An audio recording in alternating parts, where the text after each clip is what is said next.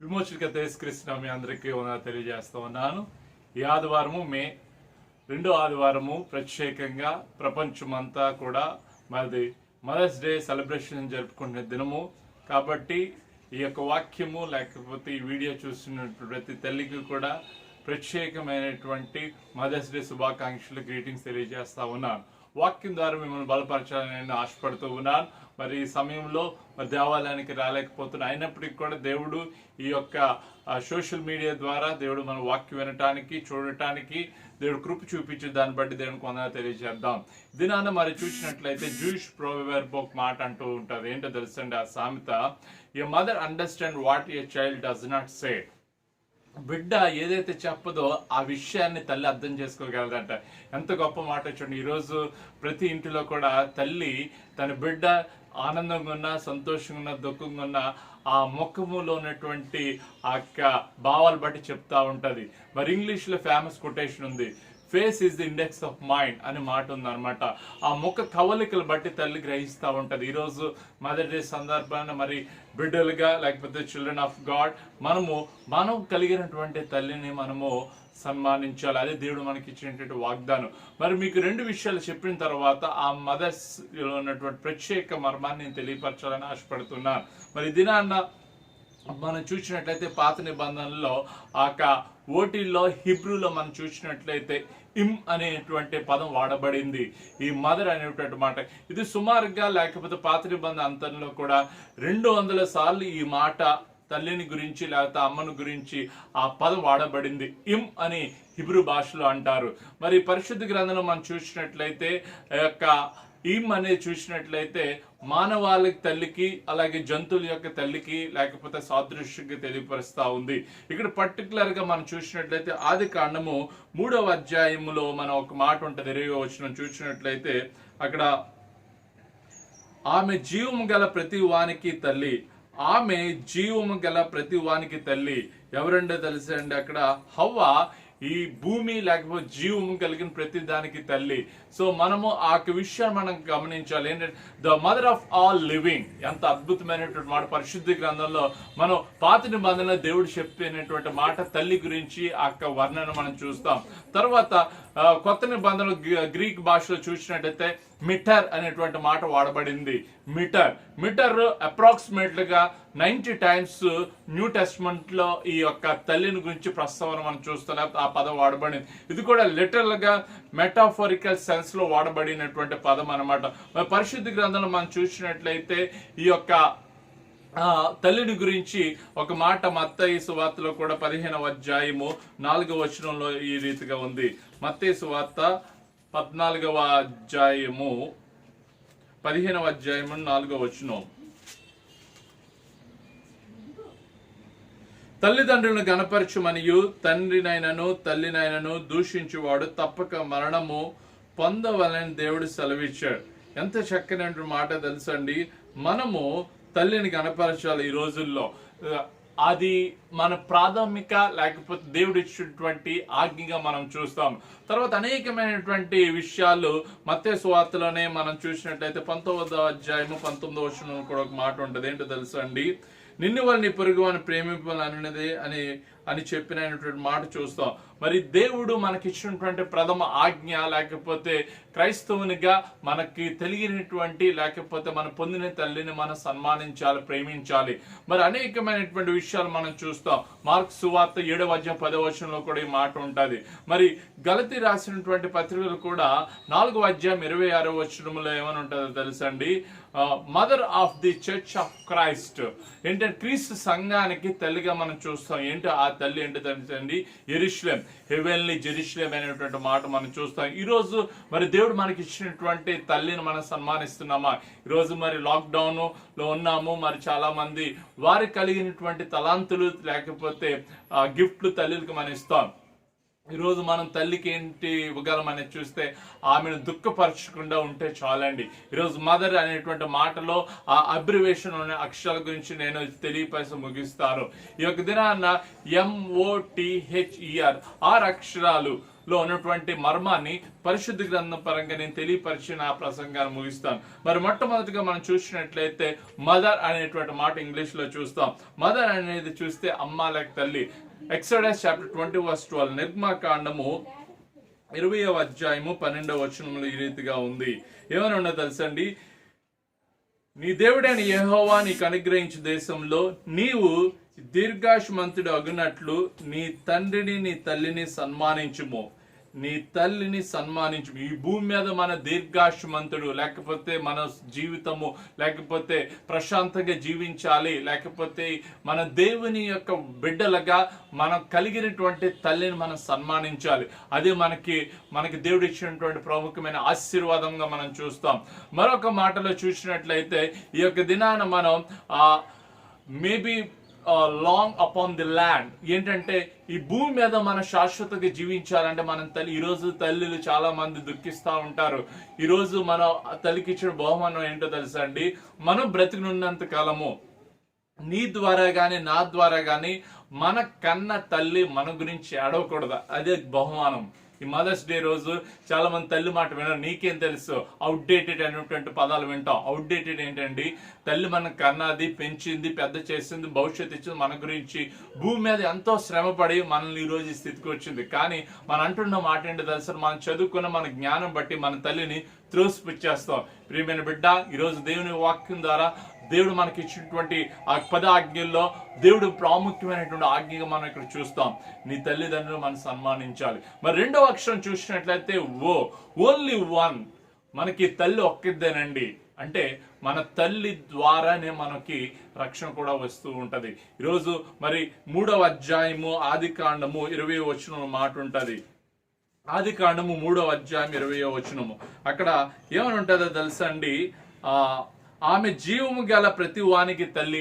ఆమె అనగా హవ్వ, జీవము కలిగిన ప్రతి వానికి తల్లి. ఈరోజు ఈ 66 పుస్తకాల పరిశుద్ధ గ్రంథంలో మొట్టమొదటి తల్లి హవ్వ, ఆ యొక్క ప్రథమ సంతానము.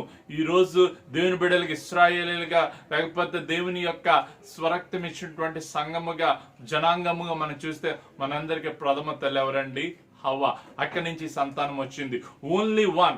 మనకి ఈ భూమి మీద మనకు ఒక తల్లి దేవుడు మనకి ఇచ్చినప్పుడు ఆ తల్లిని ఎంత దుఃఖపరుస్తున్నాం. కొంతమంది తల్లిలు చెప్పేటువంటి నా బిడ్డ నా మాట వినట్లేదండి, వారు కనీసము కూడా మినిమం రెస్పెక్ట్ ఇవ్వట్లేదు.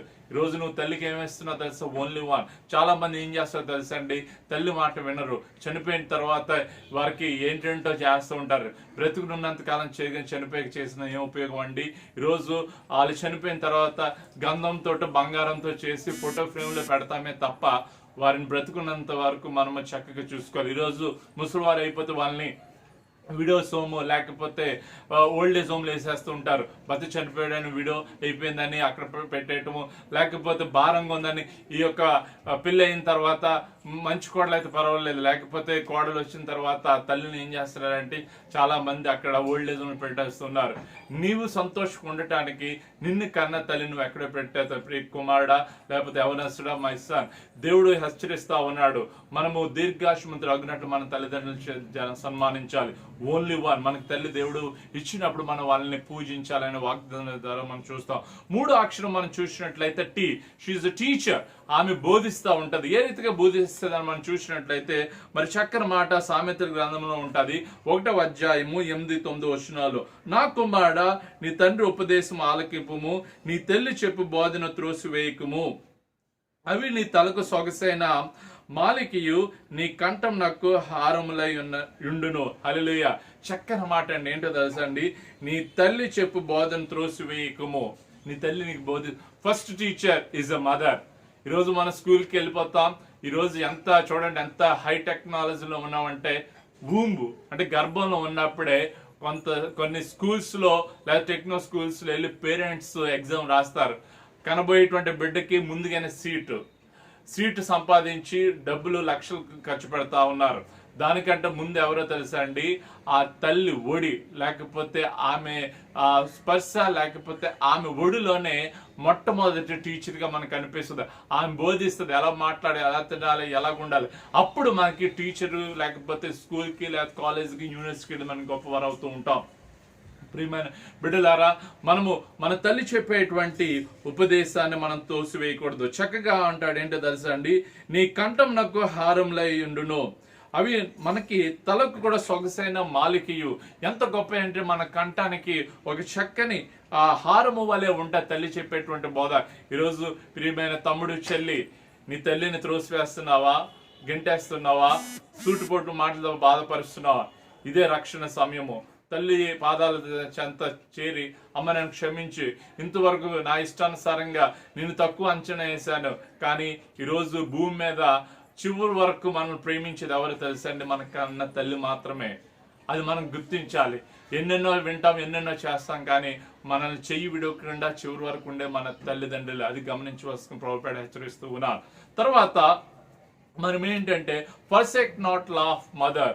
అది మనకేంటంటే ఒక చైన్ లేకపోతే హారం వల్లే ఉంటూ ఉన్నది. ఇప్పుడు 4వ అక్షరం చూసినట్లయితే హెచ్, MOT వరకు చూసామండి. హెచ్, ఆ 4వ అక్షరం ఏంటంటే హీలర్. ఏ రీతిగా తల్లి మనల్ని స్వస్థపరుస్తుంది చూసినట్లయితే మనందరికీ కూడా మార్క్ సువార్త 1వ అధ్యాయం 30వ వచనం చూస్తే ఒక చక్కని మాట ఉంటుంది చూడండి. మార్క్ సువార్త 1వ అధ్యాయము 30-31. సీమోను అత్త జ్వరంతో పడి ఉండగా వెంటనే వారామెను గూర్చి ఆయనతో చెప్పిరి.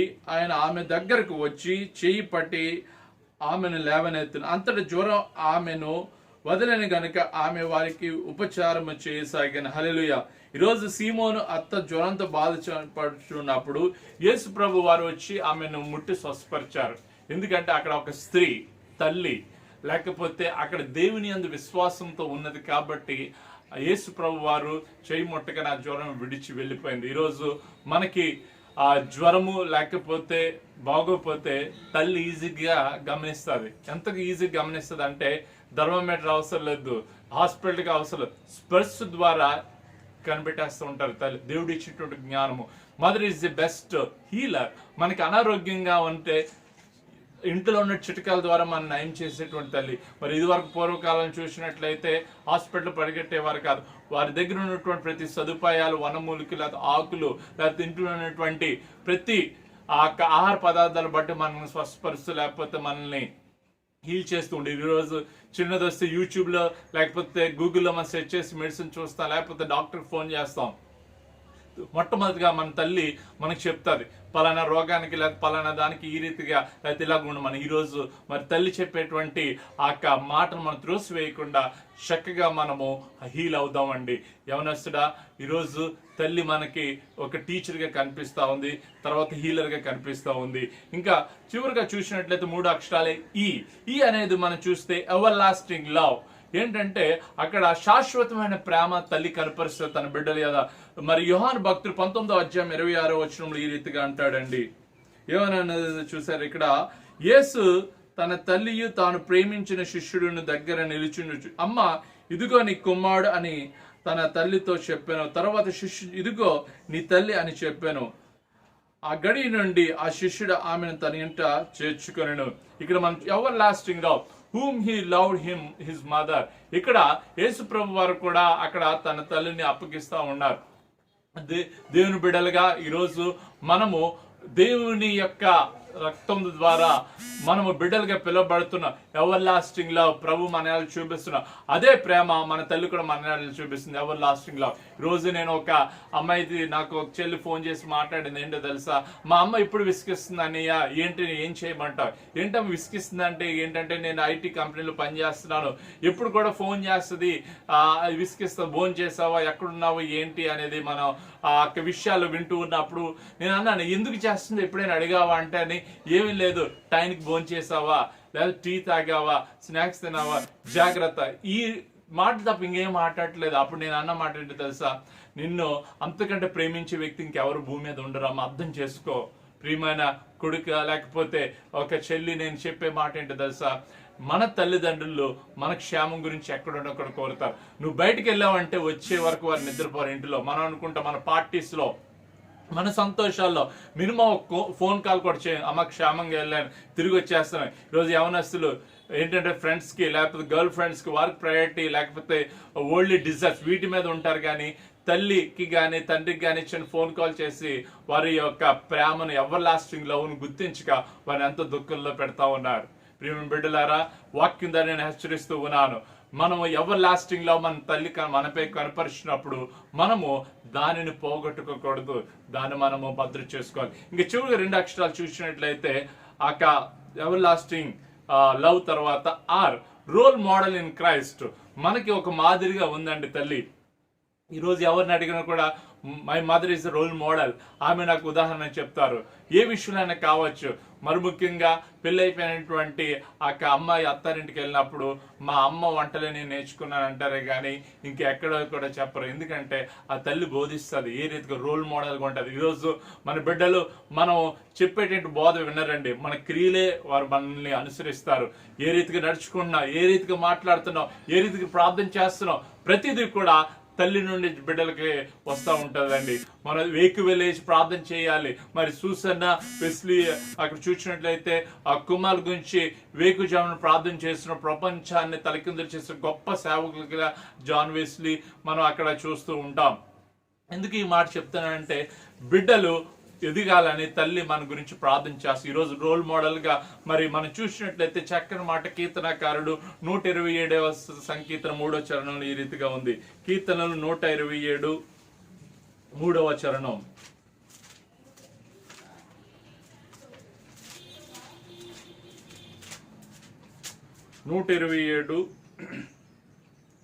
అక్కడ 3వ వచనంలో ఈ రీతిగా ఉందండి. కుమారులు యెహోవా అనుగ్రహించే స్వాస్యము, గర్భఫలము ఆయన ఇచ్చు బహుమానమే. కుమారులు లేకపోతే దేవుడు ఇచ్చినటువంటి ఇక్కడ గర్భఫలము ఏంటో తెలిసిన బిడ్డలు అనమాట. వారికి ఏంటంటే స్వాస్థ్య హెరిటేజ్ అంటే మనమేనండి బిడ్డలుగా. ఈరోజు మనం fruit of whom is his reward, అదే అనమాట అక్కడ బహుమానం. ఈరోజు దేవుని బిడ్డలుగా మరి వాక్యం వింటున్నట్టు మనము మన తల్లిని ఏ రీతిగా గౌరవిస్తున్నాం. చివరిగా నేను ఒక విషయం చెప్పి నేను ముగిస్తాను. అదేంటో తెలుసా అండి, ఈరోజు చాలా మంది భర్తలు లేదా బిడ్డలు ఏం చేస్తారో తెలుసా అండి, భార్య చేసినటువంటి ఆహారం లోపాలు చూపిస్తారు. ఈరోజు అమ్మ చేసినటువంటి ఆహారం లోపాలు చూపించేటువంటి బిడ్డలు ఉన్నారు. ఈరోజు ఒక అన్నయ్యగా ఒక సేవకుడిగా చెప్పే మాట ఏంటో తెలుసా అండి, అమ్మ చేసిన ఆహారంలో లోపల వెదక్కండి. ఎందుకంటే కొందరికి అమ్మ లేదు, మరికొందరికి తినటానికి ఆహారం లేదు. గమనించావా? ఈ మాట వింటే నాకు చాలా దుఃఖం వస్తుంది. నువ్వు ఎంత ఆహారము తిన్నావనేది కాదు, కానీ ఆహారము సిద్ధపరచడానికి ఇంట్లో రావటానికి నాన్న లేకపోతే భర్త ఎంత కష్టపడుతున్నాడు.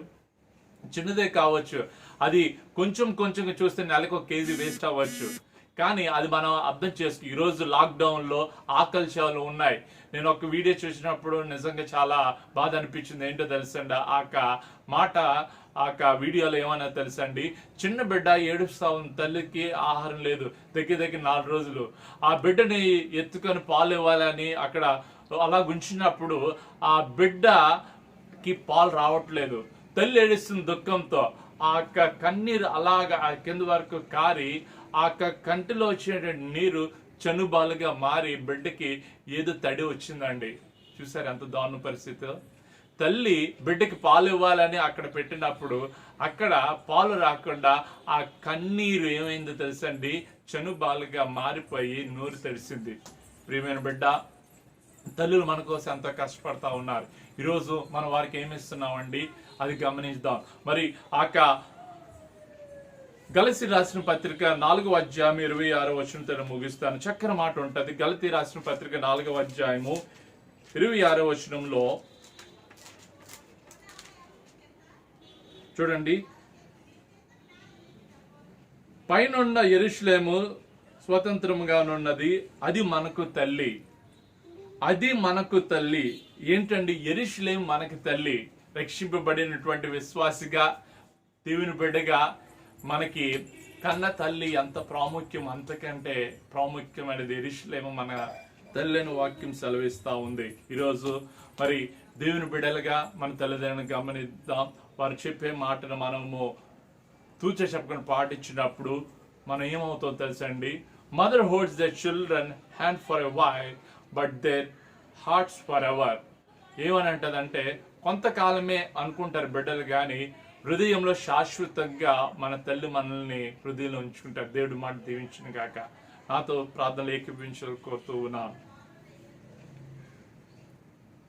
ముదిమి వచ్చు వరకు నిన్ను ముదముతోడబోయుదు, నీదు భారమంత మోసి, నీదు భారమంత మోసి, నాదు శాంతి నీ కొసగేదా, తల్లి అయిన మరచునేమో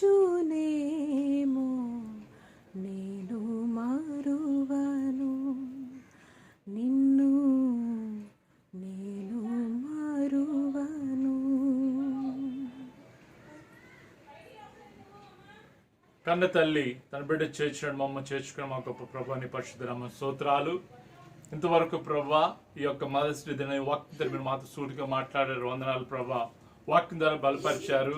మీరు మాకు ఇచ్చినటువంటి తల్లిని బట్టి వందనాలు ప్రభా. నీ తల్లి ఉపదేశం త్రోసివేసిన వాక్యం సెలవిస్తోంది.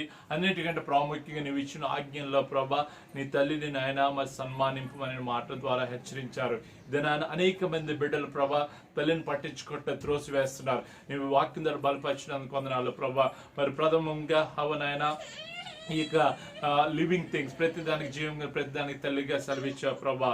అలాగే మరి దేవుని బిడ్డలుగా మాకు నాయన యెరూషలేము నాయన మరి తల్లిగా నువ్వు తెలియపరిచారు. నీకు వందనాలు. వాక్యం ద్వారా బలపరిచారు. నీకు వందనాలు. ప్రత్యేకంగా దినాన మా తల్లులకి నాయన రెస్పెక్ట్ నాయన వారి యొక్క మాటకి నాయన మేము విధేయత కలిగి ఉండేలా కృప చూపించండి. నీవు వాక్యం ద్వారా బలపరిచారు. ఈ వాక్యం ప్రతి బిడ్డ పైన హస్తముంచండి ప్రభా. దినాన ప్రభా లాక్డౌన్ లో ప్రభా మరి తల్లి అనేక మంది కష్టపడుతున్నారు. వారి మొర్ర ఆలకించి నువ్వే నాయన వారికి పోషకుడిగా సంరక్షక ఉండమని నీ నామానికి మహిమ ఘనత తెచ్చుకోండి ప్రభా. ప్రత్యేకంగా నాయన ప్రతి తల్లిని దీవించండి. మాకు ఇచ్చినటువంటి తల్లిదండ్రులని నాయన విధేయుల గుండెల కృప చూపించమని యేసే నామమున అడుగుచున్నాం తండ్రి. ఆమేన్. మన పరమ తండ్రి దేవుని ప్రేమయు కుమారుడైన యేసుక్రీస్తు కృపయు పరిశుద్ధాత్మికమైన సహవాసము మరి ముఖ్యంగా ఈ వాక్యం ప్రతి బిడ్డలకి ప్రత్యేకంగా ప్రతి తల్లికి సదా తోడే నడిపించును గాక. Amen. Praise Lord. God bless.